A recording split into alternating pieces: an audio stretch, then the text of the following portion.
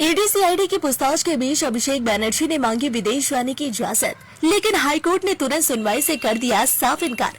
क्या बंगाल की राजनीति में कोई बड़ा खेल चल रहा है? एक तरफ ईडी और दूसरी तरफ सीआईडी की पूछताछ, और वहीं अचानक से विदेश जाने की मांग।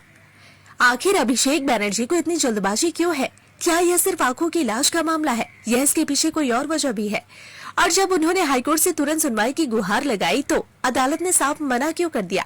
इस वक्त बंगाल की राजनीति में उठ रहे इन सवालों ने नई बहस छेड़ दी है। तृणमूल कांग्रेस के राष्ट्रीय महासचिव और सांसद अभिषेक बैनर्जी एक बार फिर सुर्खियों में है। इस बार वजह है उनका विदेश जाने का अनुरोध और उस पर कोलकाता हाईकोर्ट की प्रतिक्रिया।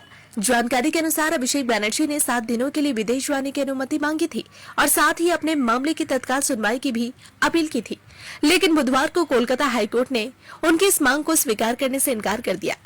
न्यायमूर्ति सौगत भट्टाचार्य की अदालत ने स्पष्ट कर दिया कि मामला सामान्य प्रक्रिया के तहत ही सुना जाएगा और फिलहाल तत्काल सुनवाई संभव नहीं है। अदालत ने कहा कि इस मामले की सुनवाई सोमवार को निर्धारित प्रक्रिया के अनुसार ही की जाएगी। बताया जा रहा है कि अभिषेक बैनर्जी अपनी आंखों के इलाज के लिए विदेश जाना चाहते हैं। वर्ष 2016 में एक सड़क दुर्घटना में उनकी आंख गंभीर रूप से घायल हुई थी। उसके बाद से कई बार उन्हें विदेश जाकर इलाज कराते देखा गया है। इसी चिकित्सा कारण का हवाला देते हुए उन्होंने अदालत से विदेश यात्रा की अनुमति मांगी है। हालांकि मामला सिर्फ इलाज तक सीमित नहीं, पिछले कुछ समय से अभिषेक बैनर्जी विभिन्न जांच एजेंसियों की कार्रवाई का सामना कर रहे हैं। कभी ईडी तो कभी सीआईडी की ओर से उन्हें पूछताछ के लिए बुलाया जा रहा है। कई मामलों में जांच जारी है और अदालत पहले ही उन्हें जांच में सहयोग करने का निर्देश दे चुकी है। ऐसे में विदेश यात्रा की उनकी मांग को लेकर राजनीतिक गलियारों में चर्चा तेज हो गई है। इसी बीच विधानसभा चुनाव में तृणमूल कांग्रेस की करारी हार के बाद पार्टी के अंदर भी घमासान जारी है। पार्टी के भीतर नेतृत्व को लेकर असंतोष खुलकर सामने आया है।